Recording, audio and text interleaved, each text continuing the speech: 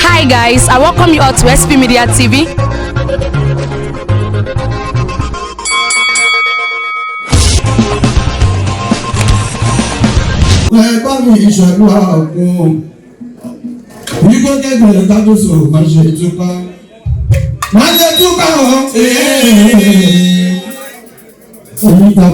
Adaradenu, Ebami, Shefiu. Everybody, Shefiu, get the jump on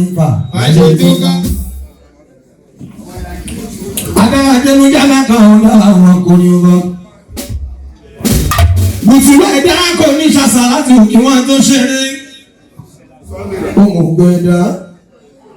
Òmùgbẹ̀dá kò ní ṣàṣà láti kí wọ́n tó ṣeré. Ẹ̀dá pẹ̀lú báwo ni wọ́n ṣe gbọ̀ tó kí wọ́n tó kọrin láì ká ṣíwájú agbọ́dé ọmọ ìgbọ̀n Fátímọ̀. Tẹ ọ̀pọ̀ bá mú mọ́mọ́dù nínú Yorùbá lórí ìtẹ̀mí. Ọ̀pọ̀ ìkẹ́kọ̀ọ́ máa bá mú mọ́ àgbéjẹ́bọ̀ mọ́ parẹ́. Sallallahu alaihi wasallam. Adaradenu mo kí gbogbo abáríkàdé sára ọmọdé ọmọdé náà. A ti ṣe ọlọ́dún kàṣà ọmọdún ọmọdé. Adágún mọ̀ yàrá bí sọ́ni. Adágún mọ̀ sọ́ni.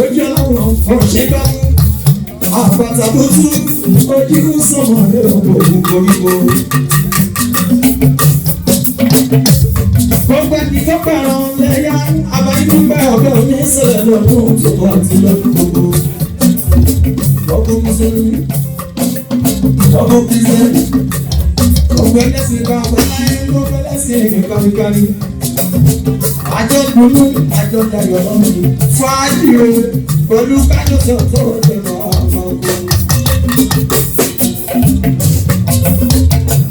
Ọlájúṣí lọ́kọ́ Alao kájọsọ Adekunle.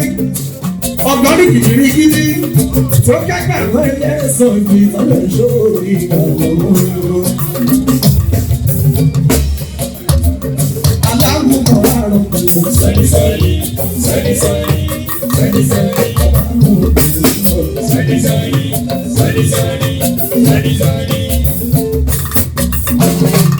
Kàbíyèsí Elédùmarè, ọ̀pọ̀ nínú òkú bá lẹ́. Àkàrà òsì láyé lọ́rùn wò, ẹ̀sìn bẹ̀rẹ̀ lọ́rùn. Ìyá ọba Jésù ìfẹ́ tó fi jù, ọba ń sókè ìbọn tó wọ̀ lọ. Ìwé ọba lè rí aláàbò orí.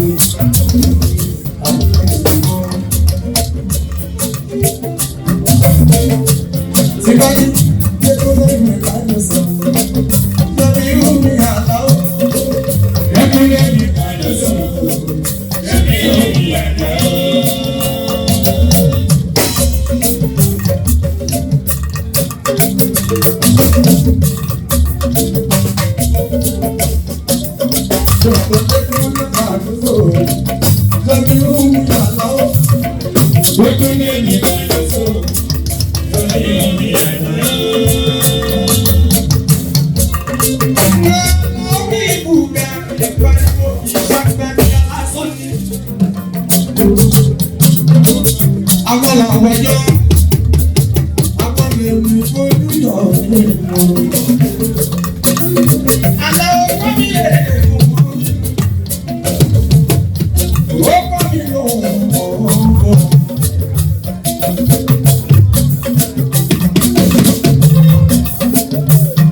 Ọ̀pọ̀lọpọ̀ kí ní Fuji, apàrìbọ̀ lásán, tó láwí. Ìwọ tó bá fọ́nà bàbá oko, wà á gbádùn ọ̀rẹ́ ní àfihàn. Traditional ló fẹ́. Advance ló fẹ́.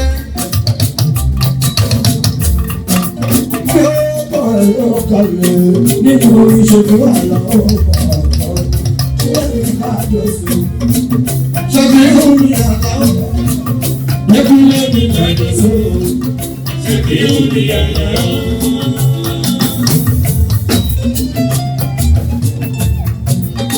Yàtọ̀ sí kẹ́hùn pariwo ọgbẹ́ ní ọ̀gbà tó mi lè bá ẹni sọ.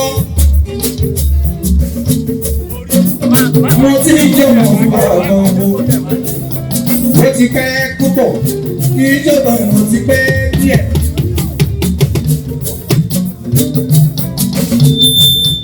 First and for me, no be dori get something to wà yìí. Yes, something. Àbí mo bẹ̀rẹ̀ olórí ọkọ ni. Ikú bá gbà kan ní sórí, báwo ni máa ṣe jẹ Alao? Ìgbàgbọ́ pé Adekunle ìgbà ló sọ. Ṣebí omi Alao orí, Adekunle ìgbà ló sọ. Ṣebí omi Alao.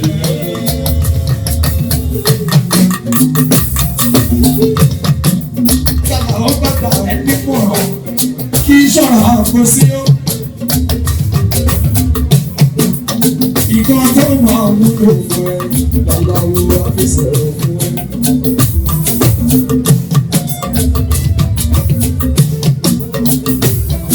Ọlọ́run káàdì ẹ, jẹ́ káwọn èèyàn rí ẹ. Níbi gbogbo tí mo gbọ́, tí mo bá ìṣeré mi lọ. Mo gbé fún àkókò lójú ìyá àtọ̀kọ̀. Alao mọ̀ra òkè.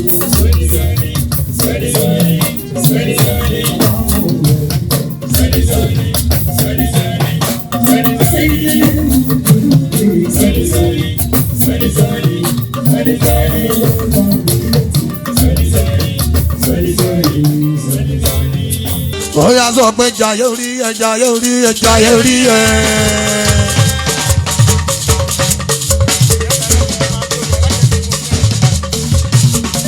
Fàájì pẹ̀lú kádọ́sọ̀ làwọn rí. Ojoojúmọ́ làwọn jayé máa ń jayé.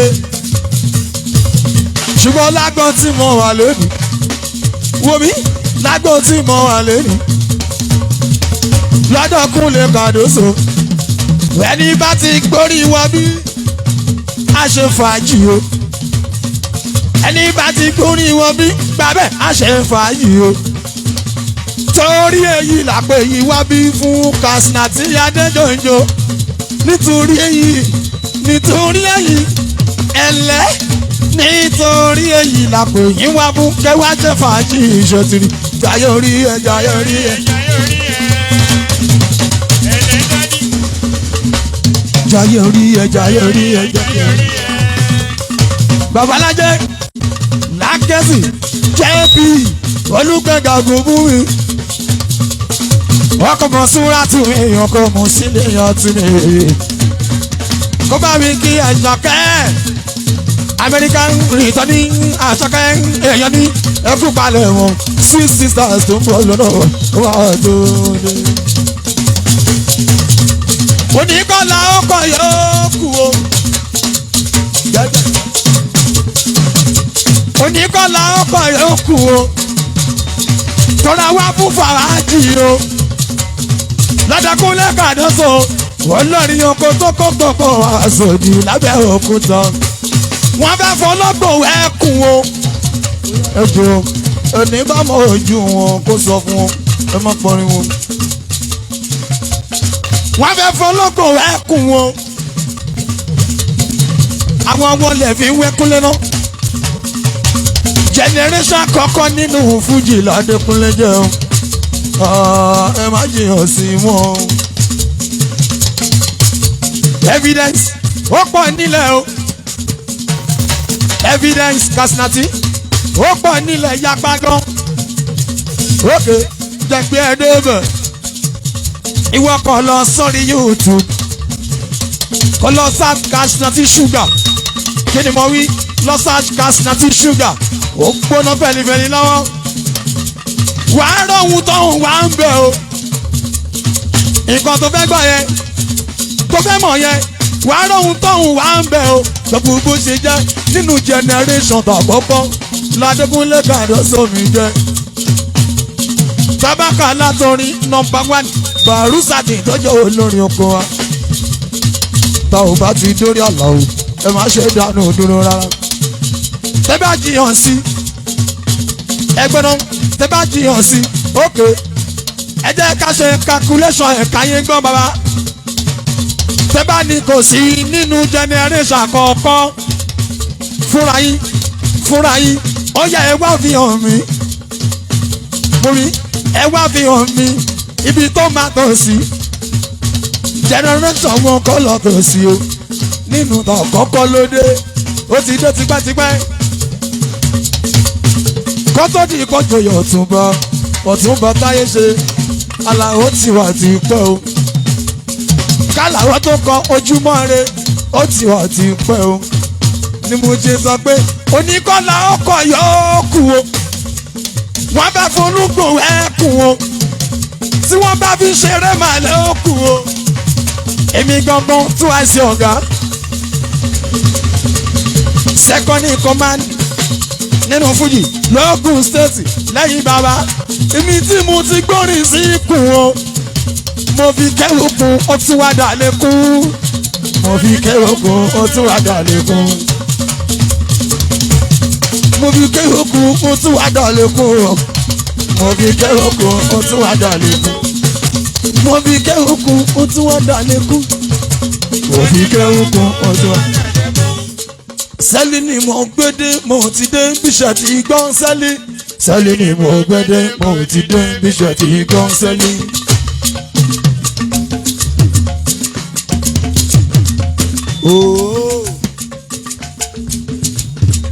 Lẹ́ẹ̀fin mọ̀ wípé ọmọ Kàdọ́sọ̀ gangan ni.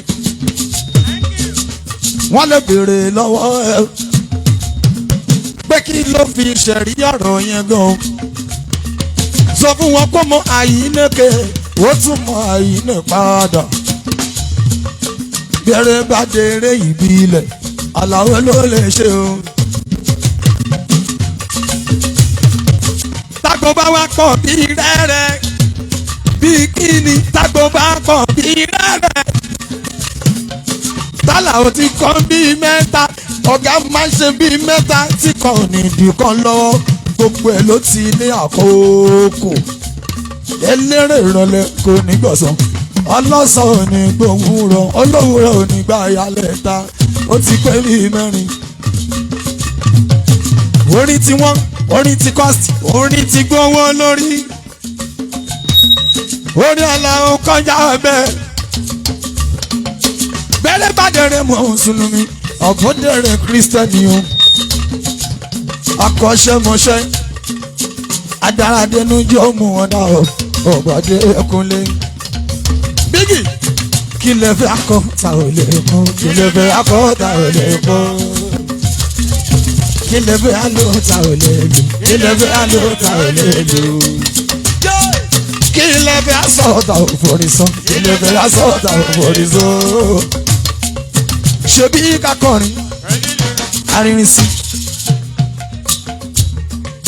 Káwọn ayé máa kọ jẹ káwọn èèyàn máa gbọ́ mú láwọn ẹ̀dọ́ kí orin gidi tó ń dùn tó ní gbọ́ngbọ́n inú confam orin là ń kó lágọ́dọ̀ báyìí yàbọ̀ orí pọ̀ tó ṣe pé òun tá a gbàjù lábájú làwọn ayé a máa ti wò wọ́n á dẹ̀gbà wípé àṣẹ orin pọ̀ lágbọ́dọ̀ orin là ń kó. Operation Clean Fuji.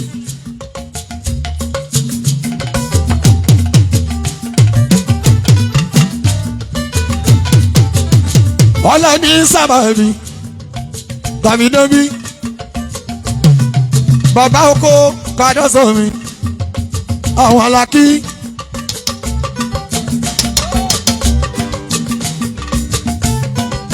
Operation Clean Fuji Jamaica lẹ́gbọ́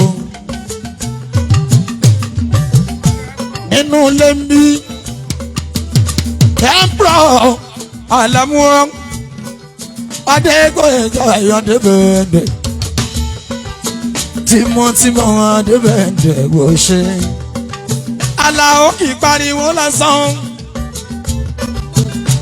ọmọ Adaradenu lọ́jà kọrin wọn wù yìnyín létí ẹni mọ yìnyín èdè tó bá mọ̀ rin wọ́n máa gbádùn Alao tó bá ń kọrin èdè gidi ni. Ọ̀gá olórin ọkọ̀ SWAT mọ́fì mi èèyàn dáadáa ní ojúmọ́ ní ipò àfàìmọ̀ ní ọ̀fà àǹfààní ńlá ló ń bẹ láwùjọ àfẹnìyàn mímọ́ ṣòro ṣòǹgbò mọ́fì. Ọ̀gá mo káwọ́ sókè mo jẹsẹ̀ mọ́ ẹ̀ fò lórí oko wa. Wọ́n yẹ lẹ́rọ̀gún yẹ́dẹ́ ó tó ṣe yọmọ ènìyàn. Ó tó ṣe lọ́sùn pé ó lọ́jà tán bẹ̀rẹ̀ olówó lọ́sùn bá gbárí wọn. Olówó lọ́kàn bí ẹ̀gbọ́n oró. Kọ́mándà ọkọ̀ SWAT. Mo ti ró ní sátẹ̀ ẹ̀rán bàbá. Ojoojúmọ́ ẹ ó máa wà bí ẹwà. Mọ́fì ẹ ò ní fọ́ lápìtàn ọláyé. Títí kì mímí ládí tata kámọ́ mọ́mọ́ ládá sọmọdún jàmbá nìkan jákàyà ìlú Alao kó ń fayọ̀ kún. Sẹ́lí ni mo gbédé mo ti débí àti gbọ́ sẹ́lí. Sẹ́lí ni mo gbédé mo ti débí àti gbọ́ sẹ́lí.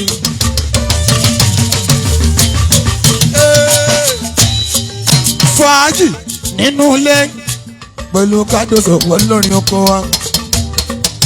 Owó àgbàgbà orí tó dúró tákàn fi mú mi gbogbo lọ́la ayé wọ́n ń bẹ ní kalẹ̀ bámú àwọn tó Amẹ́ríkà ló bí rere àwọn ti United States of America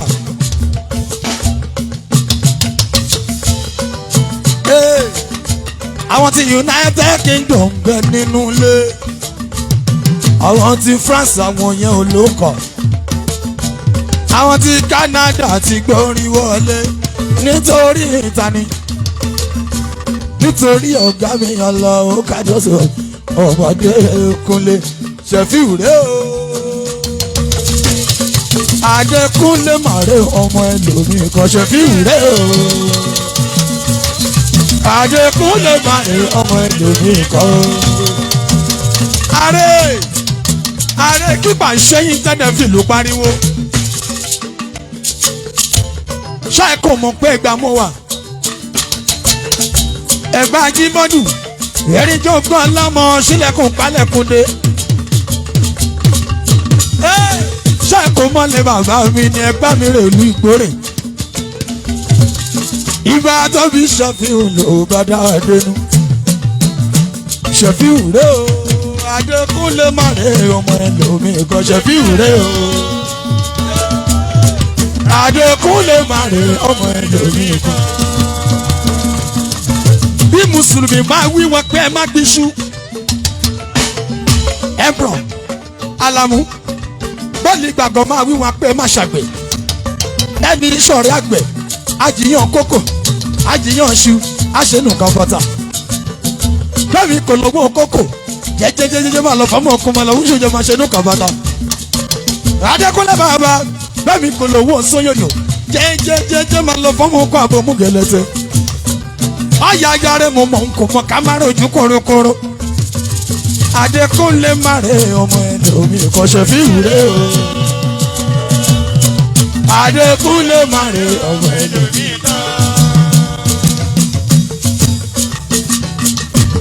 bíbí ire lọ́rọ̀ yẹn yẹ ṣe fowó rà ẹ má pè mo tún má dé ẹ̀ka rẹ̀ mo fi kọrin kíní kan mo fẹ́ bí yín ẹ̀yin ìyá ń gbọ́ mi ìyàwó fẹ̀yìn lélẹ̀ kọ́kọ́ wá sí kùdé àti kíní yẹn máa jẹ́ ìbejì láìsẹ́yìn ẹ̀jẹ̀ kájọ ko ẹ̀yìn ẹ̀gbà ọmọ Ajíbọ́dù Shefiu rẹ̀ o Adekunle má re ọmọ ìdòwé kò Shefiu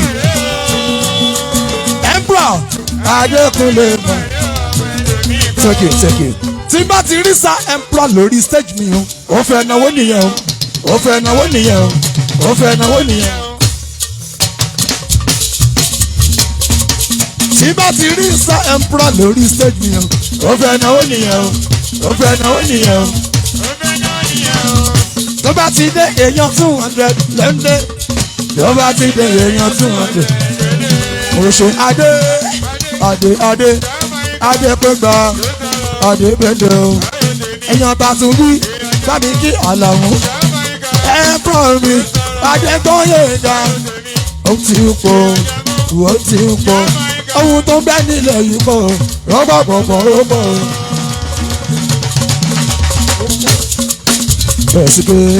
Ẹ̀sìnkẹ́ lọ́dún ẹ̀sìnkẹ́ lọ́dún ẹ sọ̀rọ̀ ẹ̀sìnkẹ́ mọ́ níwọ̀n nítorí pé orí o gbọ́dọ̀ fún bàbá ẹ sọ̀rọ̀ ẹ̀sìnkẹ́ mọ́ níwọ̀n ẹ sọ̀rọ̀ ẹ̀sìnkẹ́ mọ́ níwọ̀n nítorí pé orí o gbọ́dọ̀ fún. Yes, ẹ̀sìnkẹ́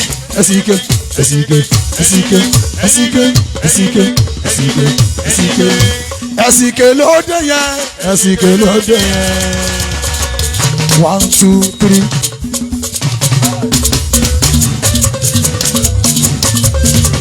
Ọ̀gá wa ni o Chairman Ewekoro local government lábẹ́ government wọ́n mọ̀ bá Dàpọ̀ Abíọ́dún Ẹ̀sìnkẹ́ lọ́dún gbogbo Ewekoro lè rí èyí gan ni.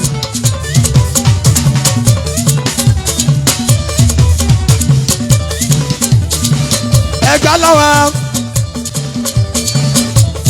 Usmaju Igwe Motors ẹgbẹ́ lọ́wọ́ ẹgbẹ́ ò gbọ́dọ̀ jọra wọn níyàn ẹ bá mi kí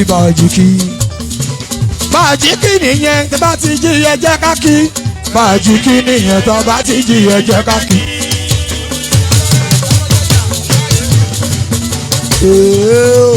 Ẹ ṣe take it. Inú ilé làwà yìí ní parking Kútọ̀ làwà yìí.